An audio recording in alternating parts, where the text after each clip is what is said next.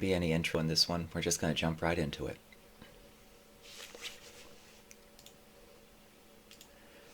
Hello and welcome to Psych Talk, where we talk psychology and then some. I am your host, Sean Hupel, and today we are going to talk about capitalism and cognitive dissonance.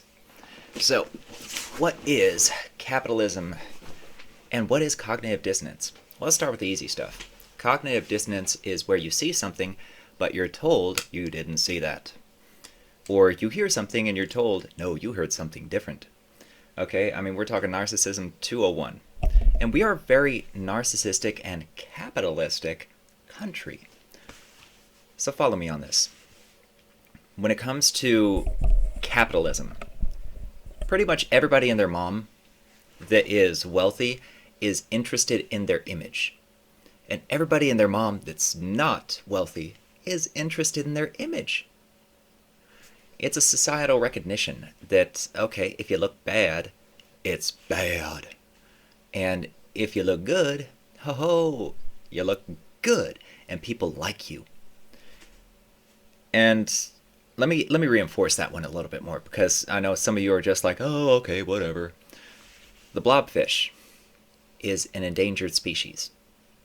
We don't care. Now, the coyote or the wolf, those are endangered species too. They're endangered wolves.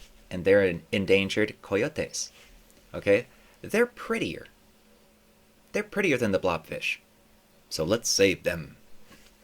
They're more familiar than the blobfish. So let's save them.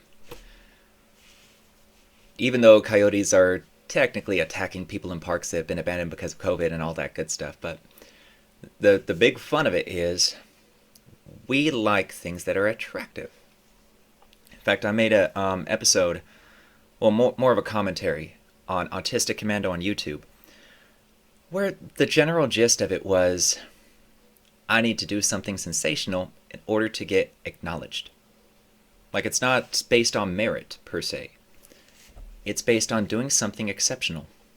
Or sensational. Kind of like being able to sing bass all the way to tenor. That gets people's attention, don't it? The confidence of it gets people's attention, don't it?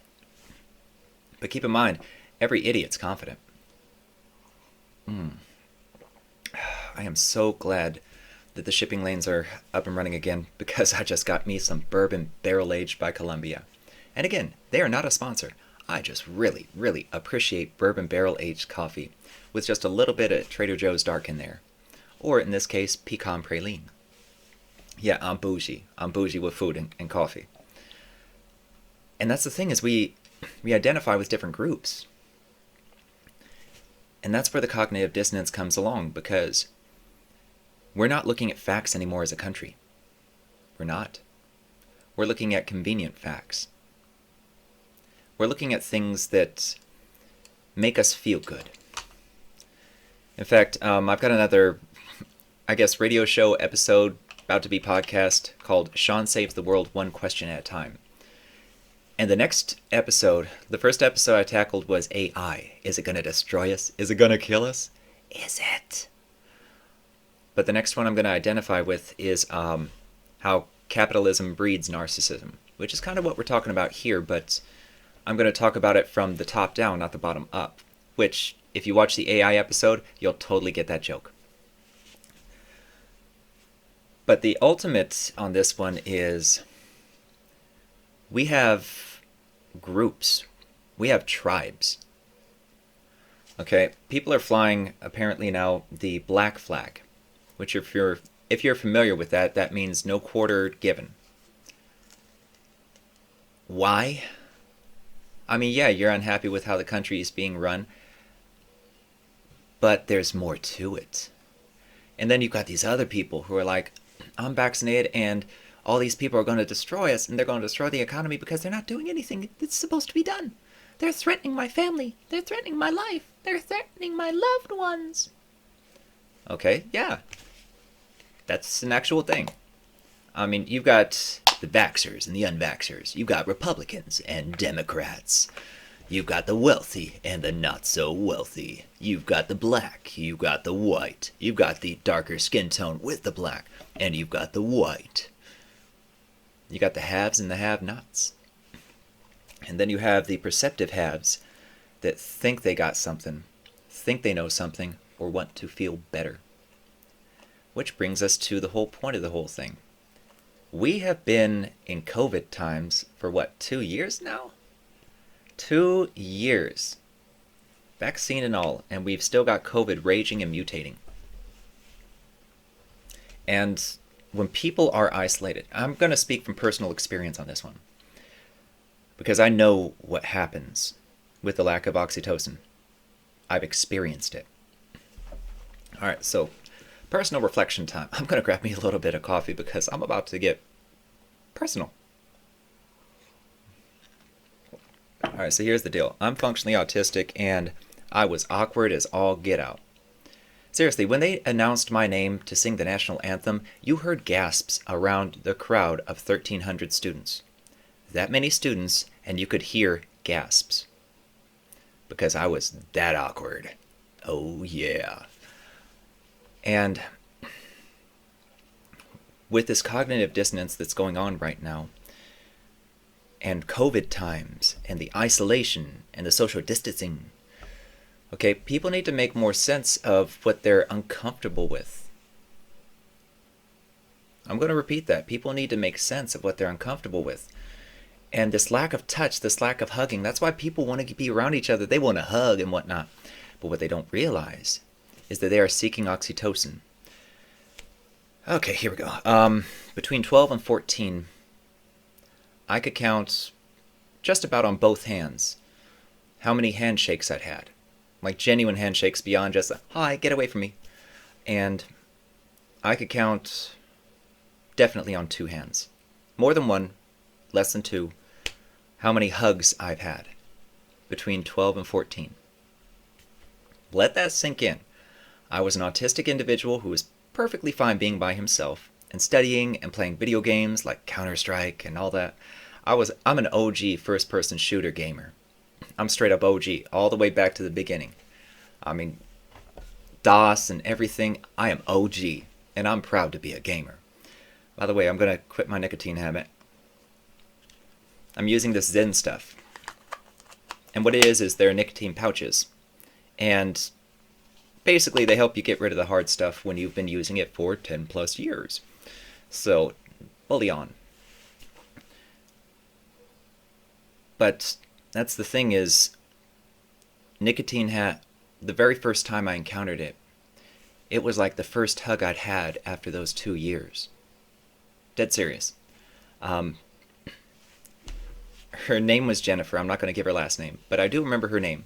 She crept up behind me, and this is like in the 8th grade now. She creeps up behind me and gives me this big old hug from behind, just to say hi. She was very sweet. And the rush that I got from the oxytocin was insane. The first time I got rushed from nicotine. And keep in mind, I didn't smoke, I chewed. It's a bad habit, don't try it, please. And if you're neurodivergent, don't try it.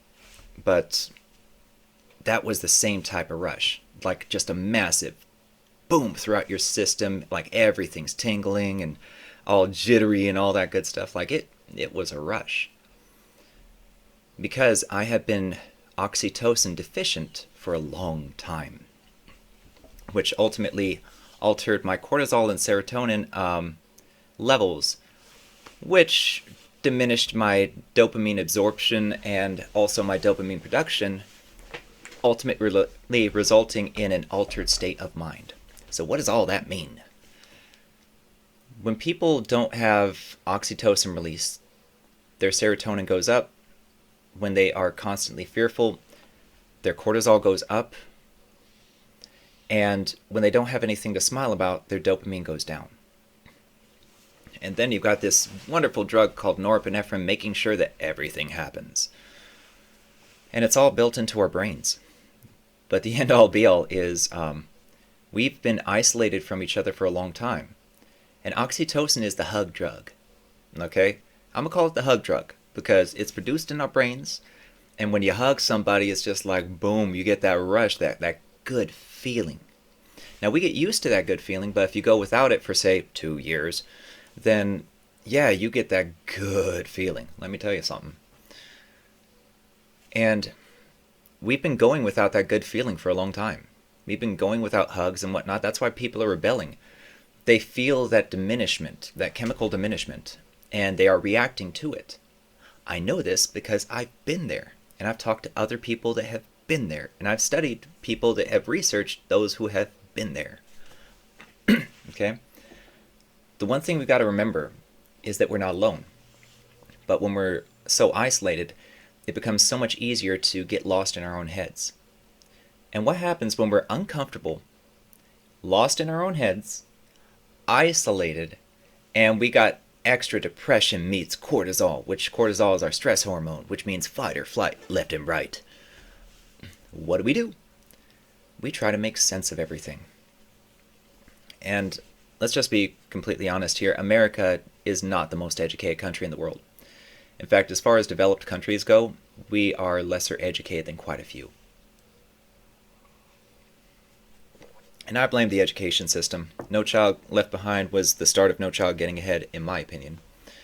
There are others that would disagree with that. But when you start grading by the curve, it diminished the propensity for self-accomplishment. It's kind of like communism. The reason communism doesn't work is there's no recognition of self-accomplishment outside of playing the game. And nobody wants to play the game. Or at least nobody at the bottom of the socioeconomic spectrum. And we'll talk about the top in a second, because that's part of this conversation. They've got a completely different mindset than we do. I know because I used to have that mindset. And I used to run in those circles. And I don't mean like the super mega uber wealthy, because those people are completely isolated. It's all about narcissism at the top.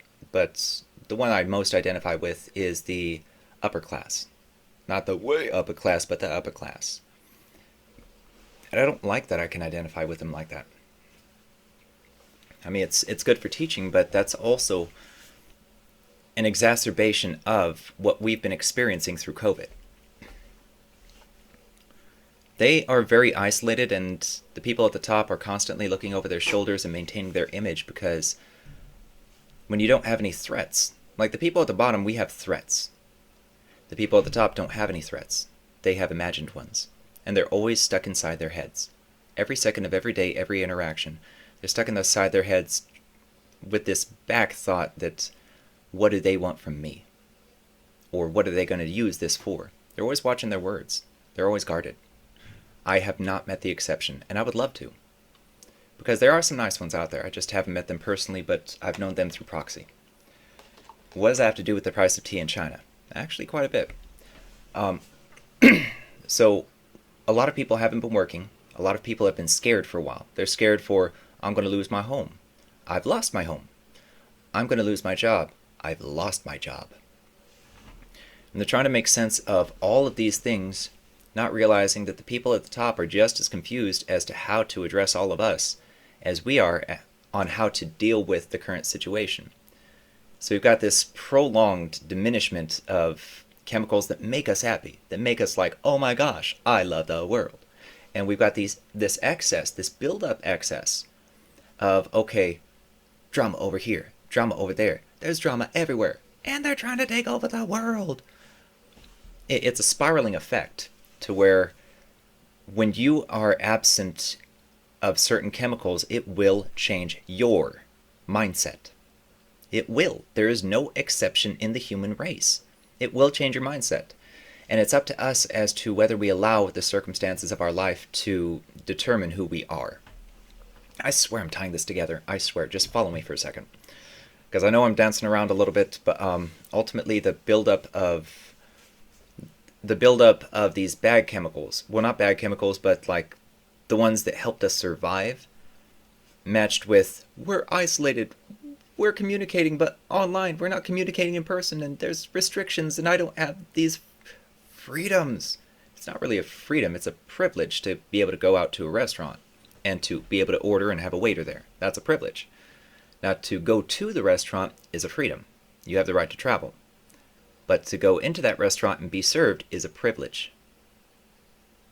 Think about that for just a second before we move on. You going into a store and being able to buy something, you can go to the store. To go in it, you have to be allowed to go in it by the people who own the store. But your freedom is to go to the store, to be able to buy things in the store and to be serviced and helped. That's a privilege. Now, we take a lot of our privileges for granted, and we see them as, instead of a want, we see it as a need. We see so many things as need, because we've gotten used to them. Indoor plumbing, we see that as a need. It's not. I know somebody who, for I think 15 years, he lives across the street. Sweetest, nicest guy in the world. I absolutely love Richard. He is profound with wisdom. And he's a forester who's excited to be a forester. He's excited about planting things and growing things and playing with animals and all of that. And he's 70 years old. I love that man. He is awesome. And he's just so lighthearted. So what I was getting at is, if it doesn't change your tomorrow, don't let it affect you today. That's something I've lived by since I was about 15 years old. No, 14, sorry. That's when I figured out the phrase, and then I learned later on through the internet, somebody else thought of it first. But the long story short of that is, we are letting things get to us. We've been so isolated, and we've got so many chemicals changing how we think, and we're trying to figure it out. How do these two come together? And through that, that's how we're getting these conspiracy theories that are getting way out of hand. I mean, seriously, when people are gargling and swallowing hydrogen peroxide, that's not a good thing, because they don't want to get the Fauci ouchie. You follow where we're coming from? So, this whole Fauci ouchie idea, that's propaganda. And people are buying into it because they need to buy into something. They need to understand. Okay, what can I do about it? I'm trapped. I'm trapped. I don't have the things I need. Well, that's the thing, is you don't need all the things that you think you need. Those are wants. Those are privileges. And we've become so privileged as a country that we have expectations. And those expectations, when they're not met, are met with disappointment. And how do we react with disappointment? We either get depressed or we take action. Only people don't know what action to take right now. As I mentioned earlier in the episode, we are tribal because we are so separated for so long. And people are grasping out online trying to reach other people, and then they find things that they can identify with or that resonate with them. Doesn't mean it's factual, doesn't mean it's true. Right now, not getting the people are, there's a theory, because I delve into, basically I tricked TikTok's algorithm to show me exactly what I want. And the first time I did this was with Facebook. I see exactly what I want, which is everything. Because I'm autistic, and I gather information, and I correlate data. It's kind of just built into me. And what ended up happening is, now I see every argument. I see the spiritual side of TikTok where everybody's trying to figure themselves out, taking this time to recover their trauma, or from their trauma, which I spent the last year doing so. I mean, if you look at this video right now and you go to Autistic Commando on YouTube and you look at my other videos, I've lost 50 pounds now. But that was from facing trauma. It's what's called dark something work. Shadow work. There we go. Shadow work. So shadow work is facing the darker parts of your personality and memories and past and all of that, and just dealing with all the bad stuff. So I've been doing shadow work for a while. And a lot of people in the spiritual community of TikTok, YouTube, and so on are doing shadow work. They're basically working on themselves and bettering themselves. But they're also facing the uncomfortable truths. And then you've got folks that don't want to. And the people that don't want to, they are basically fearful. There's huge amounts of fear. Okay, so left and right.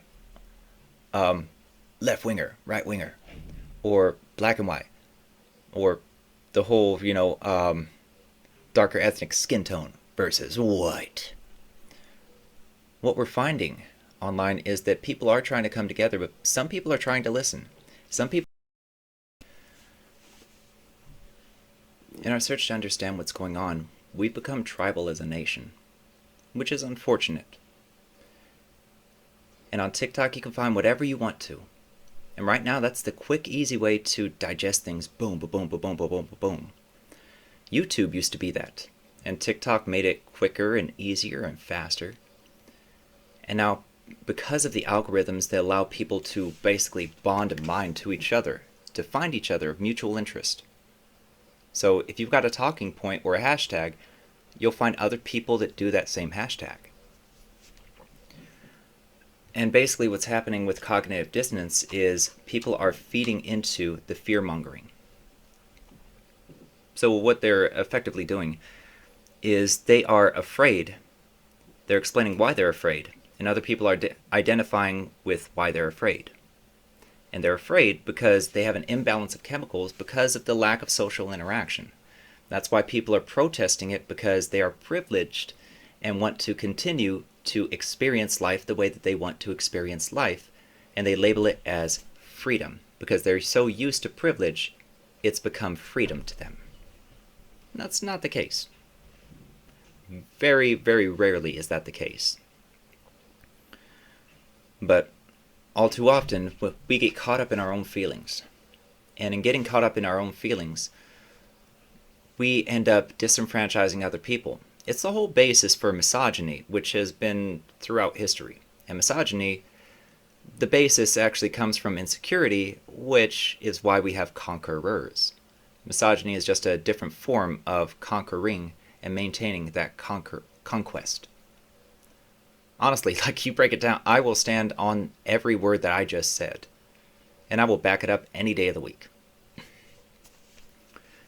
And the only reason people seek to be better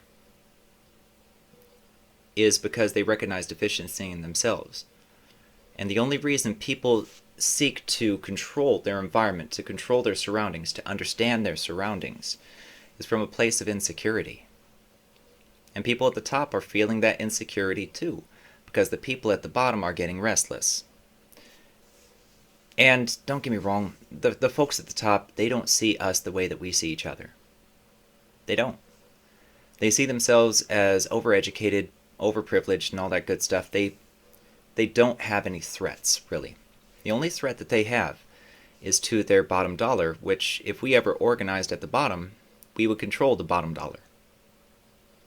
Think about that one for a second. And I say that because some of you just felt hope. And that's good. It's going to go that way. Like, if history repeats itself, which it does, then yeah, it's going to go that way. And we're going to be walking, like, we're going through the growing pains of getting into a better culture where we can communicate with each other. But all this isolation is hindering us from communicating with each other properly. And it's allowing us, through the exacerbation of certain chemicals and the absence of other chemicals, or the diminishment of other chemicals, in our bodies that help regulate us, help regulate our moods, and are we happy, are we sad, and so on and so forth. All of these chemicals being thrown off by the lack of oxytocin and this fear-mongering that's going on. That's ultimately affecting all of us. And it's affecting our culture. And we're in growing pains because we are primed, economically primed, to move into a better economic situation. Like, the transition's going to happen. The question is, how hard of growing pains are we going to go through? But getting off economics, but not really, is I worked in marketing. And I was an NLP practitioner, so neuro-linguistic programming. And effectively what that means is I knew how to control the situation through body language, through intonage, through how I spoke, the words I chose, and inflection upon those words. It's basically the basis for subconscious suggestion, or i.e. hypnosis. NLP and all of that is the basis for it. And it's also the basis for marketing. And I've explained this in other episodes, but I'm going to recap on this one. So, if you take any sort of marketing degree, in that marketing degree, you're going to learn about Coke. And I'm not talking about the white stuff, even though that was part of the recipe for the original Coca-Cola. Believe it or not, like that stuff was prolifically used back in the day, and it was used for medicine because placebo effects and all that good stuff. Snake oil was the term for it. But if you take any marketing classes up to the mid 200 levels, you're going to hear about subliminal messaging, which is illegal, kinda. It needs to be redefined or expounded upon because the laws that we have on the books are really outdated, really outdated. But basically, there will be, in these silent films, you would either hear very subliminally, very quietly to where your ears could barely perceive it, buy Coke, buy popcorn.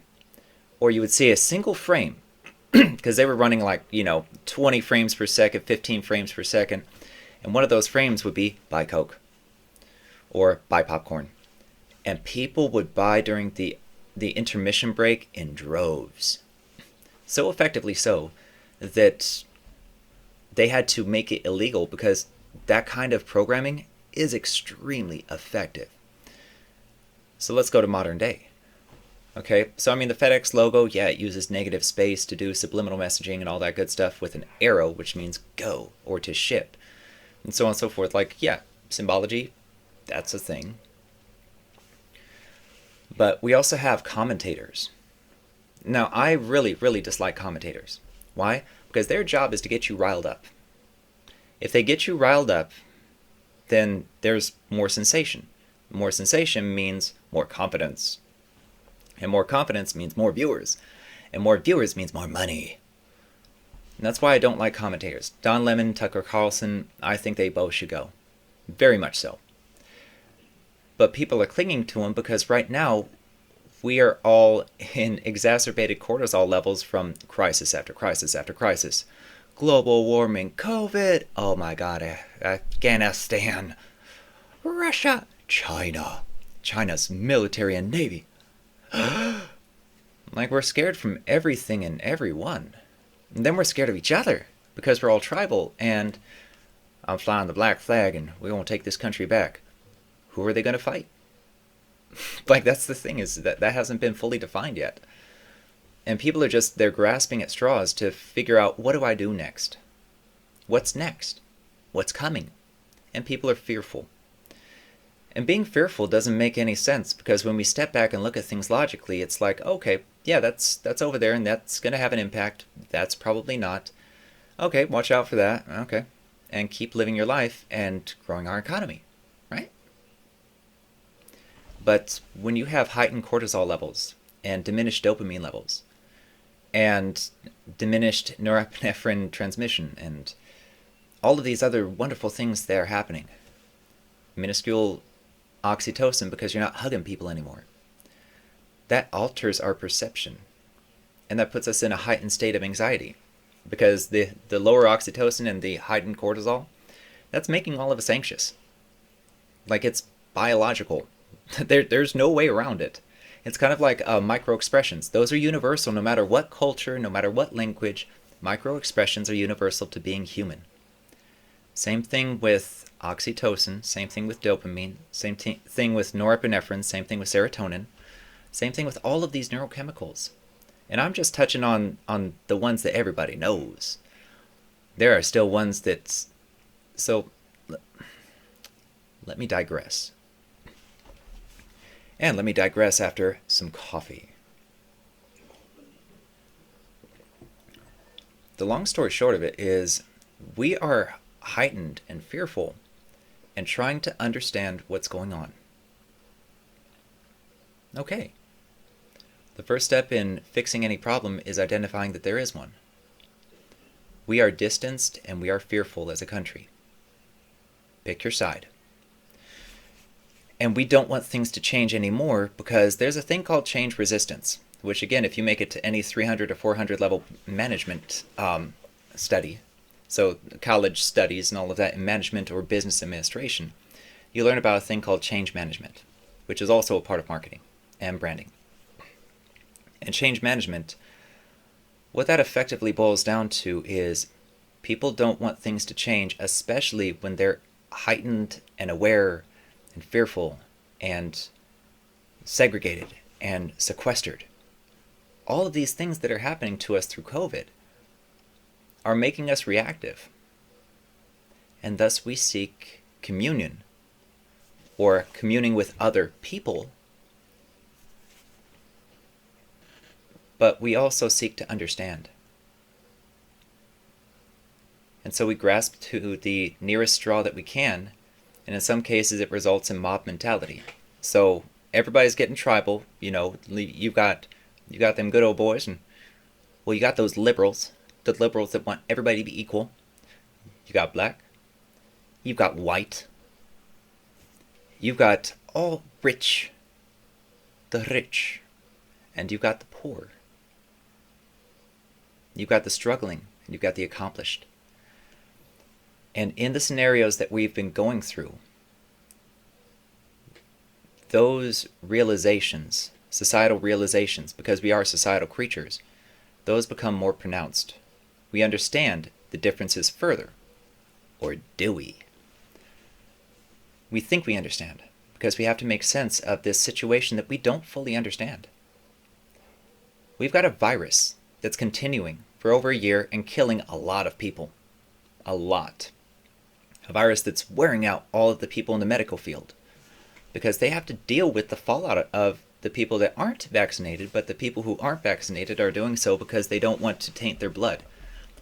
There's people that are actually calling themselves purebloods because of the stuff that they think is in this vaccine. Which, I mean, the things are in the vaccine. It's just, are they what they think they are? Well, if you listen to certain groups, oh yeah, it's exactly what you think it is. Here's my research.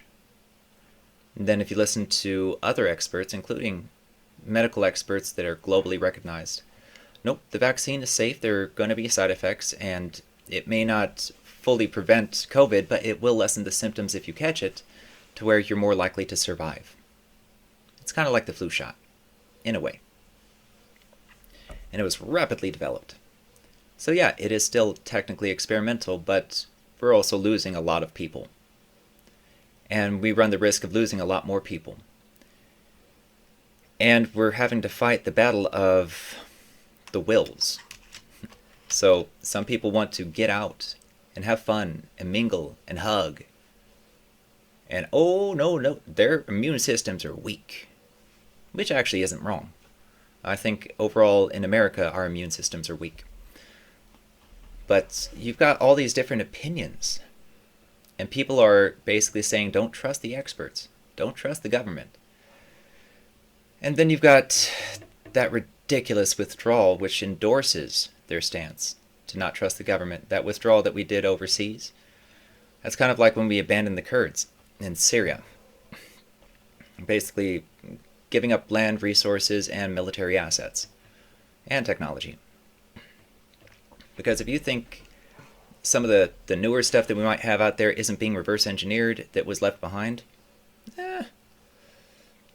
well, we also have a lazy military, which is why China now has a bigger navy. And I just made a lot of you fearful, didn't I? That's the problem. If you can't change it tomorrow, don't let it affect you today. We need to start communicating more. But not across party lines or across affiliations or tribal lines. We need to just communicate. Recognize that there aren't tribes. Recognize that there aren't parties, there are Americans who have different viewpoints. Right now we're being polarized. And you know who's doing it? Commentators! Because those commentators, they make money off of us gravitating to them. They make money off of it. They make money off of exacerbating fear. And exacerbating, woe is me. That's how they make money. And unfortunately, people continue to do so. instead of having the honest conversations that we need to have. Is there a racism problem in America? Absolutely. Absolutely. No doubt whatsoever. Are there disabled people or people considered disabled that really aren't? They're just different? Absolutely. We're called neurodivergent, and we are a community. Are there people suffering on both sides because they want to be with other people and they want to hug again? They want to just be friendly without fear. Both sides of every argument feel that way. And in trying to explain what's going on, or explain one viewpoint, or prove or disprove one viewpoint, or endorse the viewpoint that you want to believe, in doing all of that, we're becoming more separate, and we don't need to be. We don't need to be so distanced, yet we are. And we're fearful. Our country is so fearful.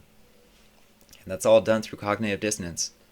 You've got the experts saying, okay, here's the risk, here's the reality. Not everybody's going to make it. But with this vaccine, a lot of people can.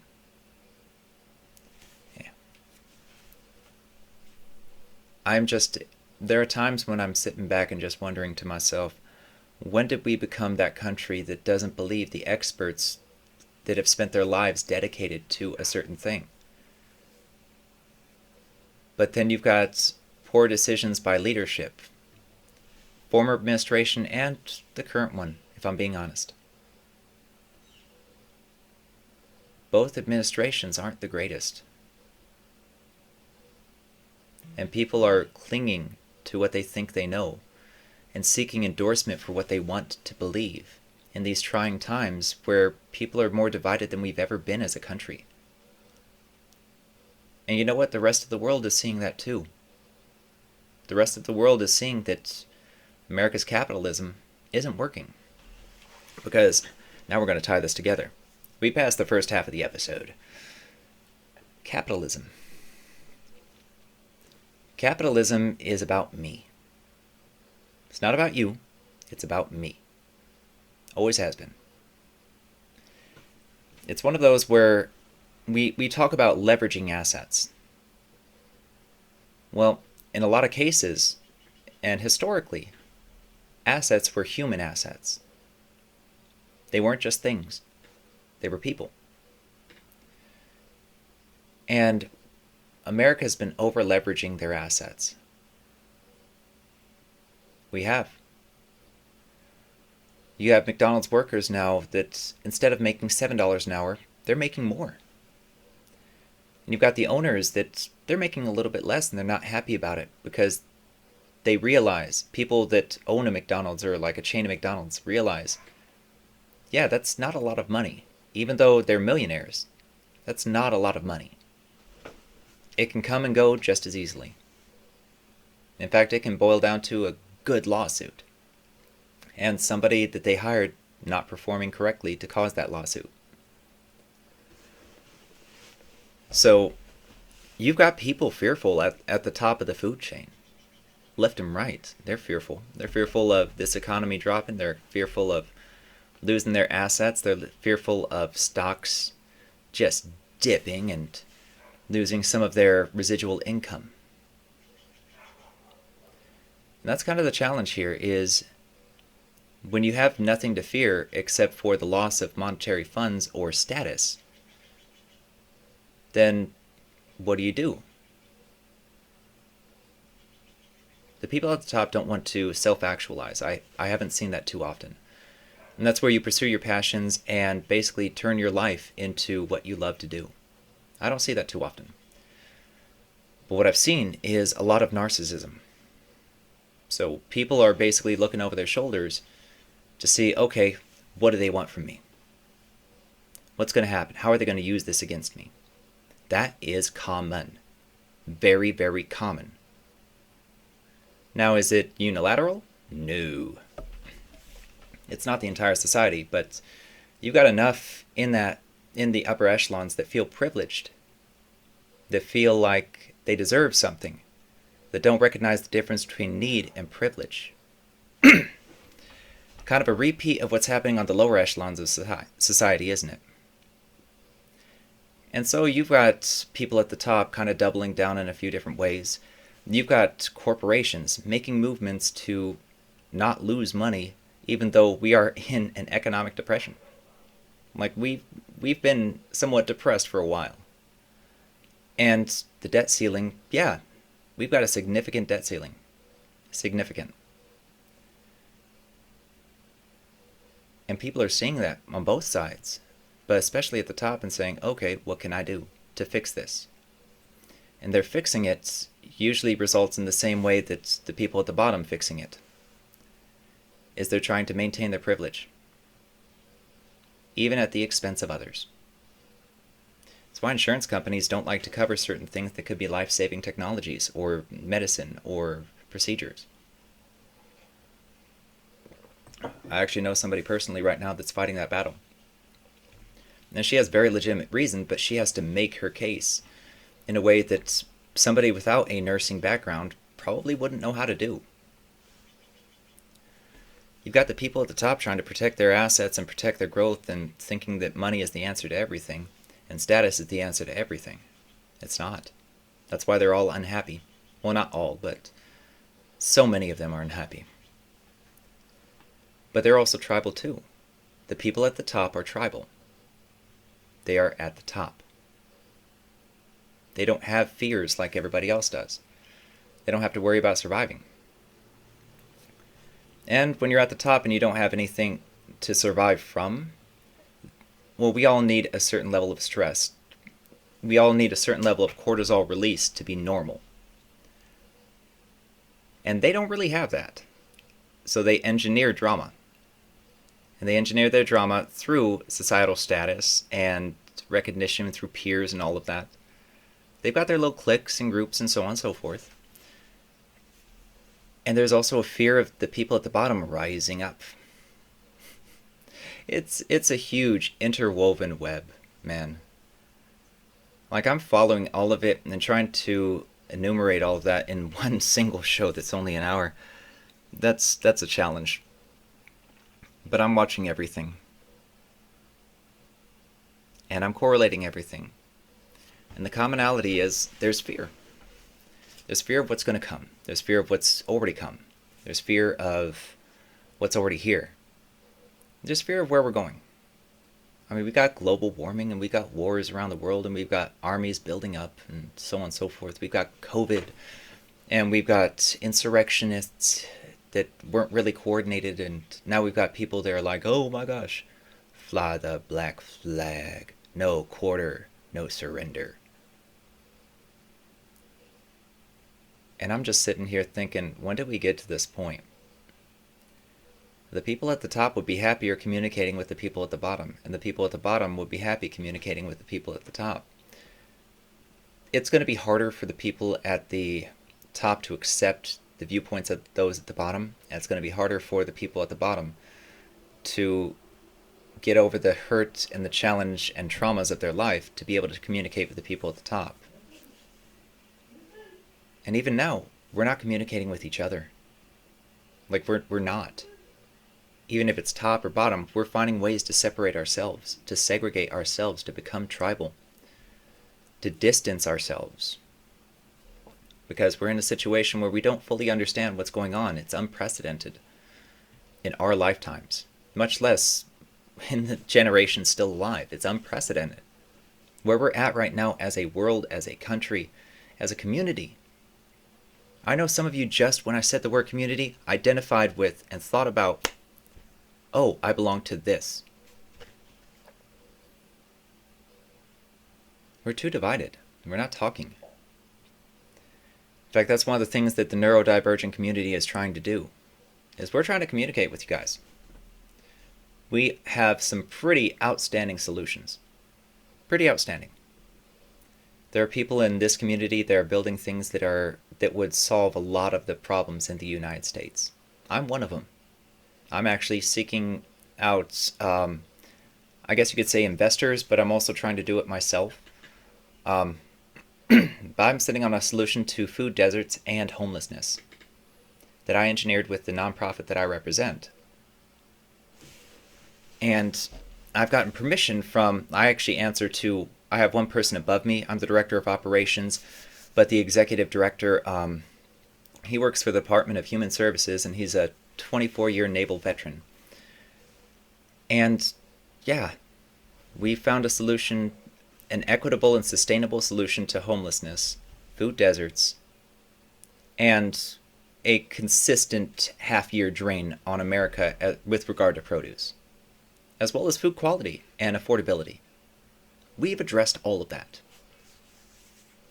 Neurodivergent people, we solve problems, and we've been trying to communicate with all of you for a long time. We've been trying to get your attention for a long time. And we're also the benchmark for how to recover from trauma and to be able to communicate through different gaps and barriers, because we've done it. I've never met a neurodivergent person with an easy life. Not a single one. Not a single one. And you know what? We persevered, and a lot of us have spent this COVID time healing. And that's what I think America needs right now, is we need to communicate, but first we need to heal. People are too fearful. And when you're not healed, you're still slave to your traumas, to your challenges.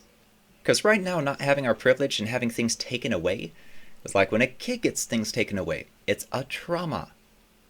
People want to maintain their privilege because they've gotten used to it.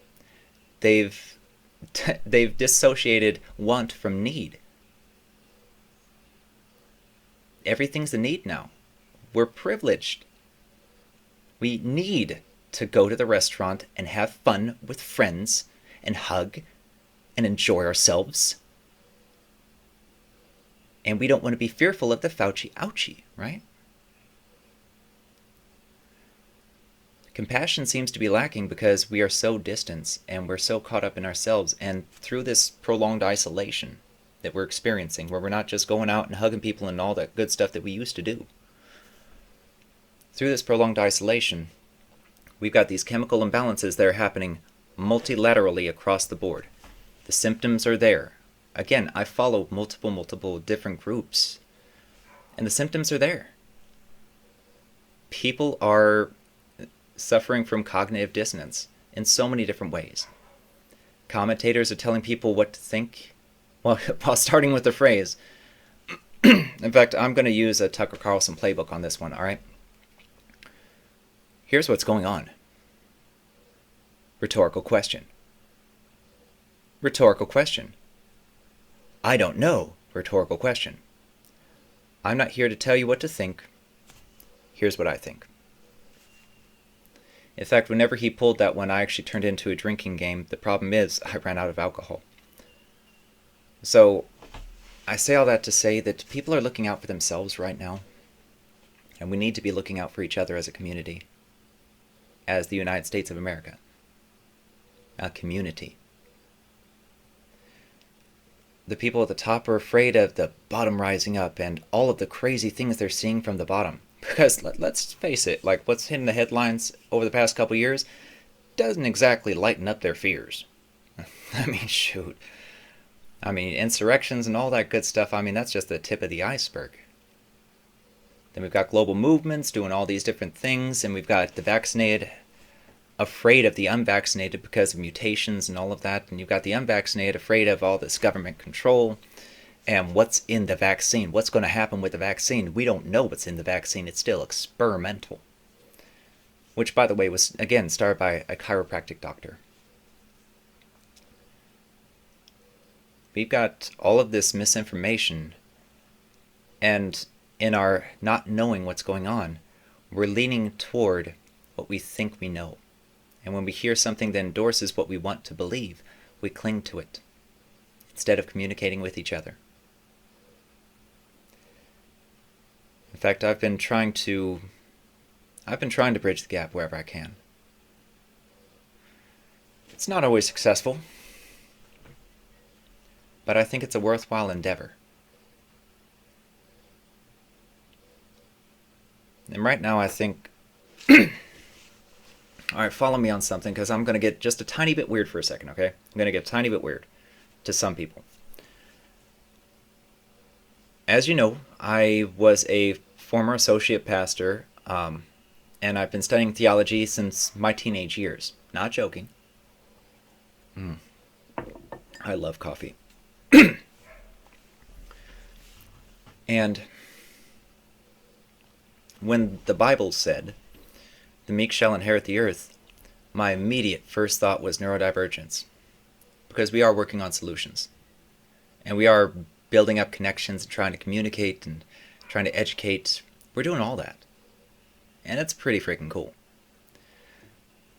And then we're networking with normal folks that are just kind of a little bit more awake. That aren't being played by one side or the other. By one commentator or another. Solutions are coming. They really are. And the world isn't as scary as you think it is. We've just been isolated for too long. And we know how to fix the isolation. Now, is it a roll of the dice? I guess to some it is. I'm vaccinated. I feel fine. My friends are vaccinated. They feel fine. And I get to go to my friend's house and I get to hug my nephews and my nieces. It's actually really cool. I love the fact I just went to my nephew's soccer game this last Sunday or Saturday. And yeah, that was cool. So I say all that to say, I think we need to start communicating more. And I think we should also take this time to ourselves to really focus on ourselves, to grow ourselves and to say, hey, is this right? Was I right in this? And then to be brave enough to face, okay, that happened. Okay, I did that. Okay, they did that to me. To take that time to personally build and do that shadow work. Shadow work is just facing the dark stuff that we don't want to face. The uncomfortable truths. And they are uncomfortable. I'm here to tell you, 50 pounds is not a small amount of weight. But I also blunt forced it. And we've got time right now. We're in a flux. We're in growing pains. But I think we're moving towards, I guess you could say, a more better adjusted capitalism. And again, I'm going to cover this in another episode of Sean Saves the World One Question at a Time. That's an actual radio show I have, and it's going to be a podcast, and I did not think of the name. Okay, I promise I didn't think of the name. A friend did. I'm just like, all right, okay, cool. Yeah. I just adopted it. But there are people out there that are just trying to communicate. And I would highly, highly recommend communicating with the neurodivergent people out there because we're a vibrant community. ADHD, autism, and we've got solutions. And we want to be helpful. We are the meek. I'm not trying to say we are the meek from the Bible. I'm just saying we are meek people overall. We simply change to adapt to this world that right now is changing. A lot of us aren't communicating, and we should. There shouldn't be any left or right. We should meet in the middle and talk, like our founding fathers. There shouldn't be any black or white, or brown or white, or indigenous and white. There shouldn't be any of that. We're human. We're American. We should communicate more. We shouldn't be afraid of LGBTQ. Why? Because they're people too. That sounded bad. But what I'm trying to say is we're all people. We're all different. And our diversity is what makes us strong. It's what makes us amazing. It's what made our country strong before. You know? Us coming together, different nationalities and whatnot, is what brought the Manhattan Project together and brought World War II to an end. I'm saying let's come together now and put all of these things to an end and start communicating. And realizing, okay, we're in a rough spot. We're in a rough spot globally. There are different people trying to push their own agendas, whether it's a commentator or a national leader. And you know what? That's okay. Because there are enough people wanting to communicate that that's what's going to happen. But right now we've got the cognitive dissonance of listening to what we want to hear versus what we need to hear. Of doing what we want to do versus what we need to do. finding ourselves in a situation where we're not sure what to do next. And so a lot of us aren't doing anything. And some of us are preparing to do everything. When all we really need to do is just talk. Work things out and make it work. I don't care what your skin tone is. I don't care what your preference is. I don't care what your gender is. I don't care about your age. I care about the content behind who you are. I've got a friend in New York that for the past week we've talked for at least an hour per day. And I actually kind of feel bad that we didn't talk yesterday. Or at least didn't talk much. Like, I actually enjoy those conversations, and she is across the United States. Like, literal polar opposite side of the United States as me. You draw a line, you can't get any further. And you know what? We love talking to each other. She feels comfort in talking to me, I feel comfort in talking to her. And one of these days we'll meet up as friends. And I'm thinking right now is the time when we should be talking to each other. All of us. Making distance friends for when this period ends. Everything opens back up fully. There's not so much controversy. People aren't afraid to lose their jobs, their apartments, their homes. We're going through growing pains. Capitalism growing pains. Because the people at the top don't want to give, and the people at the bottom, they want to take. They don't want to lose anymore, more specifically. So we're going through growing pains. And we're going through trying times. And we're going through challenges. But the big thing is we got to start communicating with each other. That's how we get rid of the cognitive dissonance, and that's how we cure capitalism and correct the course. Because I truly believe that without the allowance of exceptionalism, which is capitalism, at its core, without the allowance of exceptionalism, then it diminishes the aspiration for greatness.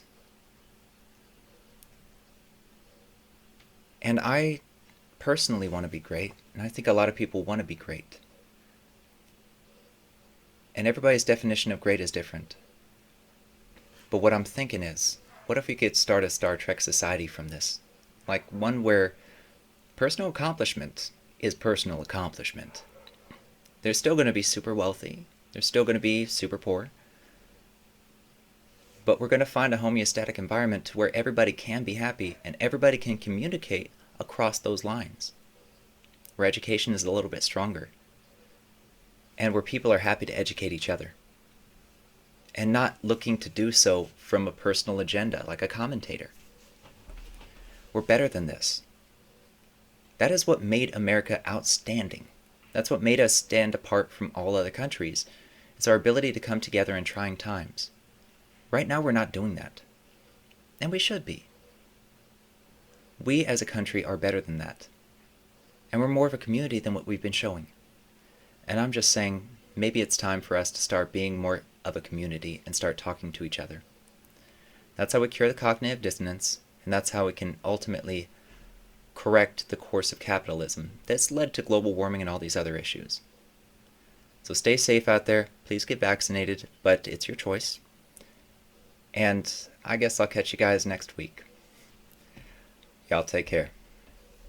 I've got 5 seconds left. What do I do with it? Well, let me sing for you. Alright. That was for the radio show, and that was fun. I just want to throw out there that I am grateful for all of the followers, and I am grateful for everyone that's jumped on board. If you want to help me produce better content and more content, feel free to check out the Patreon in the description, and or you can join.